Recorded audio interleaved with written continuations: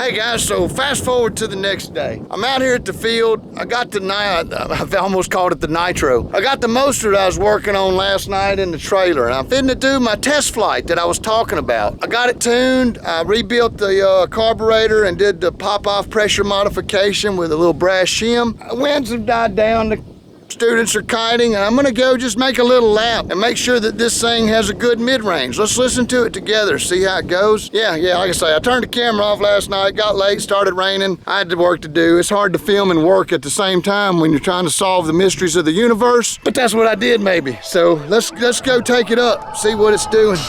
Okay, man. See if I remember how to do this. Check my glider, no line overs at the tip here. I'm gonna do a Cobra, but I think I'm just gonna do like an S-skew, an asymmetric inflation. I don't know what you would call it. Kind of come up sideways to the wind a little, like a half Cobra. But first things first, I want to crank this motor, make sure it's running good. Go ahead and clip in though. All right. Will she work? Clip. Worked that time. It's idling pretty good. I like the idle. Sounds good. Sounds high. As it warms up, that idle should tone down slightly. Meantime, I'm going to acquire my controls. If I lean over, what does that do? Let's see. Still running good, leaned over. It used to want to die whenever I leaned over, but not anymore. Seems to work.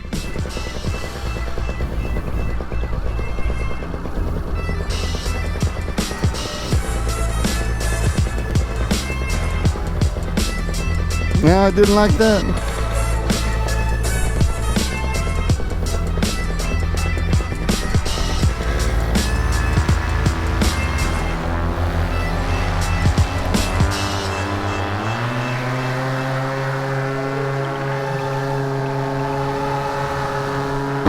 Of course, the air is like garbage.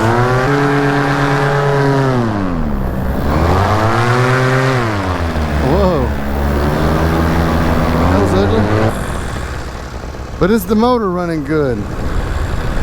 That's the question. I think we still got some African dust or something coming over. Like, it looks dusty out there. The idle is set real high. I could tell that it's still actuating the clutch. It's certainly running better than it was, but I'm not done tuning it yet, it looks like. I need to do a little more tuning. Going through a gradient here. Any minute now we should start to, well, it's trying to turn into the wind. We should start drifting to the right. I don't want to get too close to the trees, so I'm going to give it a turn here.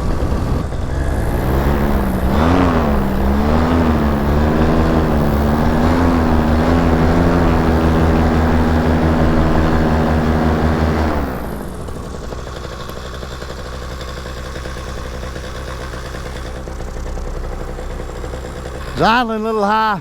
So what it probably needs is the low screw richened up just a little bit. I think that's going to be helpful. But the mid-range is running good. Tune it down a little bit. It's still humming along. Oh yeah, those strong winds. So I'm going to richen it ever so slightly, and I'm going to back off the throttle screw a quarter turn. I'm just going to see where that puts it. Yep.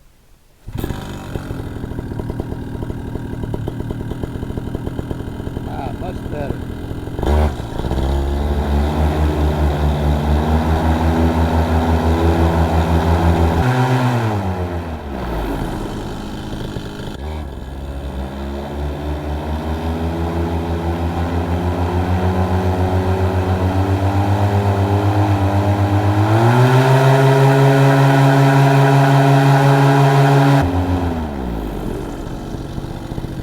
Some rough spots in the low end, so I kind of went against my own rule. I made two adjustments. I lowered the idle, but then I richened the low. It's best to do one adjustment and then test it. Now which one's the problem, right? Well, I think I over richened the low because I'm hearing the like that extra fuel popping in there. So I need to go back and re-lean it. I should have just made a idle adjustment. I think that African dust may be back. It was so milky looking out there looking toward the sunset.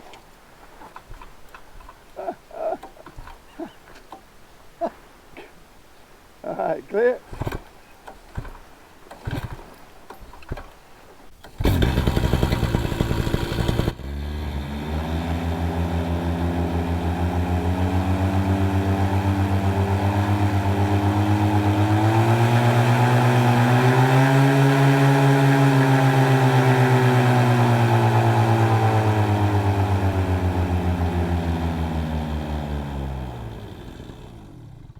it didn't have any rough spots in it that time. It was smooth from the top all the way to the bottom. So I think I just need to let the idle off a little bit now.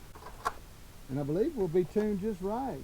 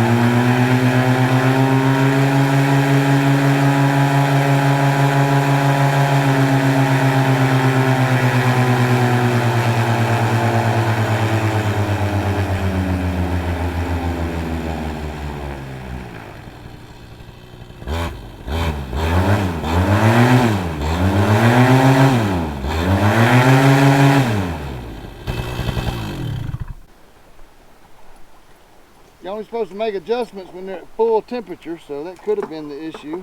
But I like the up and down, the speed, the throw, like the entire band, the power band is a lot smoother, a lot more stretched out. A while ago it was like, you know. Now it's, you know, it's just a few little bumps in it. If it's too rich, you'll get those chops in it where the extra fuel's left over, burning in the pipe and backfiring and stuff. You know, on the worst end of it, it just chokes it out with fuel. Too lean, and it's just, you know, it's just burning nothing, just stroking away. That's where it'll burn up though. It's such a delicate balance to find just what you need. But sadly, this is how you have to do it. It doesn't hurt me. It makes me strong inside. Here. Here. Oh, this is bad.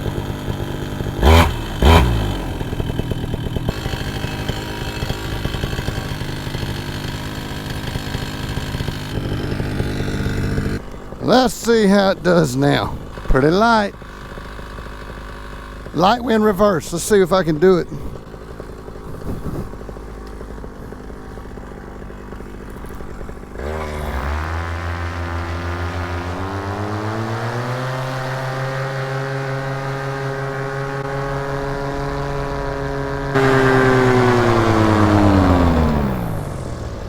Let's try a foot drag and see if we can hold mid-range pretty good.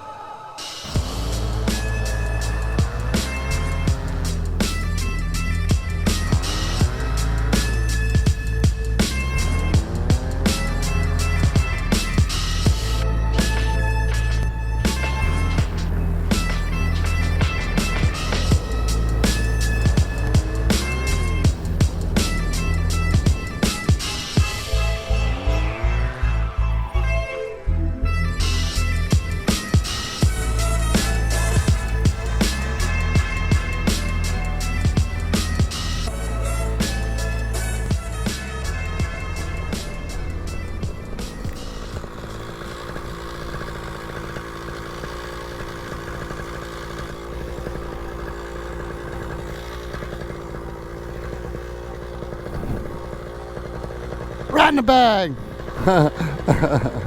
Still sounds like it's tuned a little high. I don't know. We're gonna keep working on it. To be continued. We're out of sunlight now. Gotta put the stuff up. Catch you guys in a minute. A second. It'll be a second through the magic of editing. And that's very likely why this video sat on my desk for, oh, the better part of 2/3 of a year. Yep, yeah, it still happens from time to time. I still forget the seatbelt at least twice a day. Oh, wow. Squirrel! I see horizon back here. Can y'all see that? Let's see if I can zoom in reverse mode here.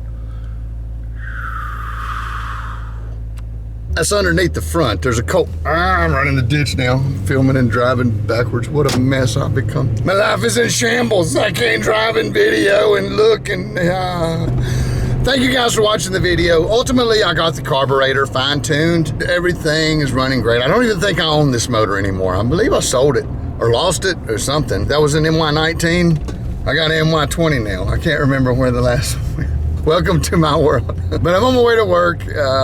Get this video edited, posted so you guys can enjoy it. Hope you join me real soon on the next one. Like, subscribe, all the YouTube stuff. Much love, everybody. Oh, and one more thing. I see that our favorite super guy has been spamming up the YouTube with commercials. So let me tell you a little something about that. If you click on a super dick commercial, then he has to pay me money. Or whoever's video it is. The more clicks his commercials get, the more money he has to pay. I know it's petty. It's a petty thing, but it gives me a grin every time I think about it. I always click on a super ad. You should too. See you guys real soon in the next one. What's up, Kyle?